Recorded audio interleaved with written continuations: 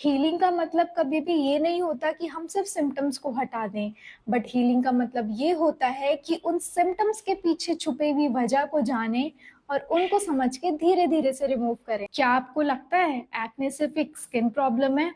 तो शायद आज की ये कहानी आपका नज़रिया बदल दे। Hello, I am doctor Manasvi Sharma and मैं आज आपको एक ऐसे पेशेंट की जर्नी शेयर करूँगी जिनके इतने साल पुराने एक्ने तब गए जब उन्होंने अपने इतने सालों का सबसे बड़ा डर फेस किया। She was 24 years old and she approached me 3 years back.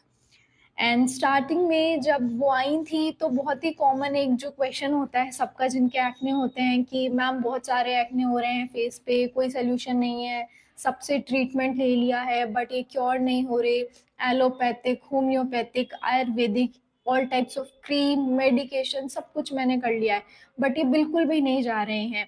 तभी मैं समझ गई थी इनका इशू सिर्फ अपनी स्किन से नहीं है, इनका इशू अपने इनर सेल से है, इनकी असली फाइट अपने इनर सेल से है और वही मेरा मोटिव था उस दिन से कि उनके बिगेस्ट फियर को जानना और उनको उस चीज़ से कंफर्टेबल करना। उनके केस में कुछ सिम्पटम तो बहुत ही बेसिक थे जो कि हार्मोनल इम्बैलेंस में होते हैं, oily skin, breakouts after stress, सब कुछ ट्राई करने के बाद भी कुछ नहीं हो रहा, वेट गेन, वो सब उनके नॉर्मल सिम्पटम्स थे।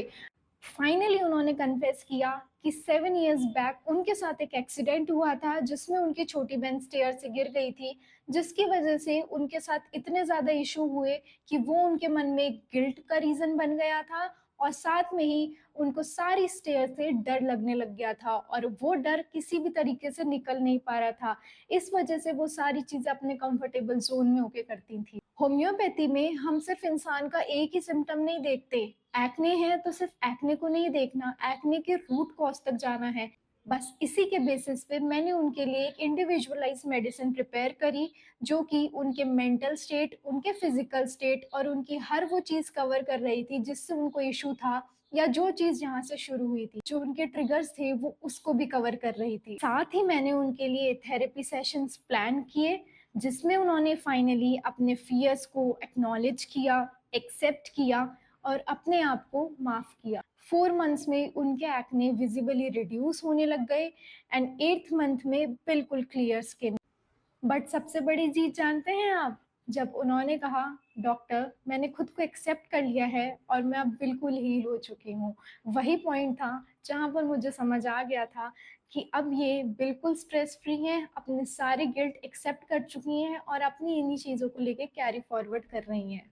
ये सिर्फ एक एक्ने क्योर स्टोरी नहीं है, ये एक प्रूफ है कि जब आप अपने इंटरनल इमोशंस को फील करते हैं, उन्हें एक्सेप्ट करते हैं, तब आपका रियल क्योर स्टार्ट होता है। और यही होम्योपैथी का कोर है, रूट कॉज तक जाना and we are ready to face what is within our body. I would like to say thank you to all. आप यहाँ तक रहे, आपने पूरी स्टोरी सुनी। मैं आगे बहुत सारी ऐसी स्टोरीज के साथ आऊँगी और आपको मोटिवेट करूँगी और आपको बताऊँगी कि क्योर हर तरीके से पॉसिबल है अगर हम चाहते हैं तो।